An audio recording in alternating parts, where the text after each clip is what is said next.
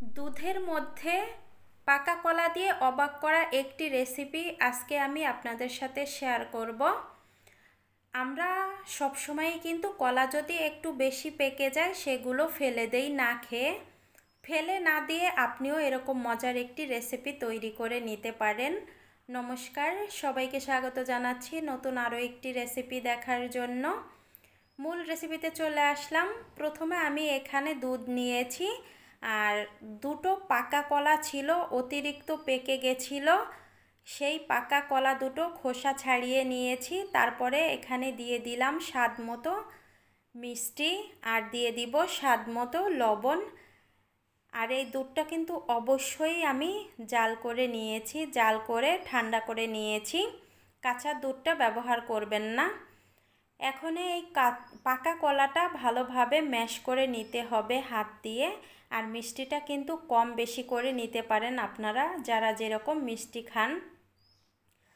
আমি এই যে কলা দুটো ম্যাশ করে নিয়েছি, এবার হচ্ছে এখানে দিয়ে দিলাম আটা। আপনারা চাইলে ময়দাও দিতে পারেন, তবে আটাটা সবার ঘরে থাকে।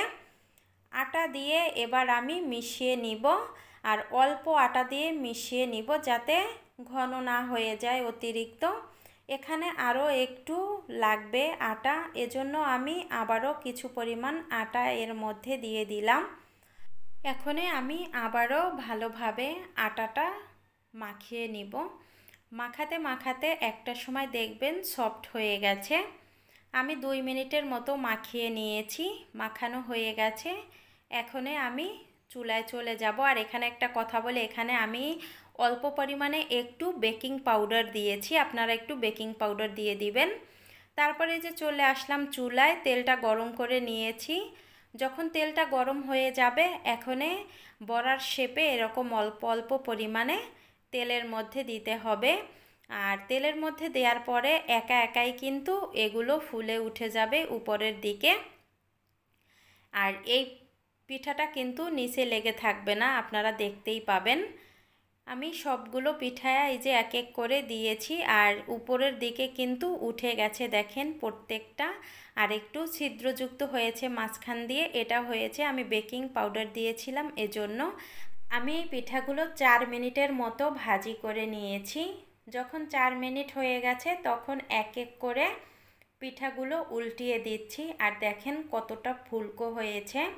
বেকিং পাউডার দেওয়ার কারণে কিন্তু এতটা ফুলকো হয়েছে। আপনারাও সামান্য পরিমাণে একটু বেকিং পাউডার দিয়ে দিবেন, তাহলে দেখবেন এরকম ফুলকো হবে। সবগুলো পিঠা এক এক করে আমি উল্টিয়ে দিয়েছি। এবার আরও একটু ব্রাউন করে নিব। এখন পিঠাগুলো ভাজি হয়ে গেছে, তেল ছেঁকে এক এক করে নামিয়ে নিতে হবে। আর এই পিঠাটা খুবই সফট হয়েছে।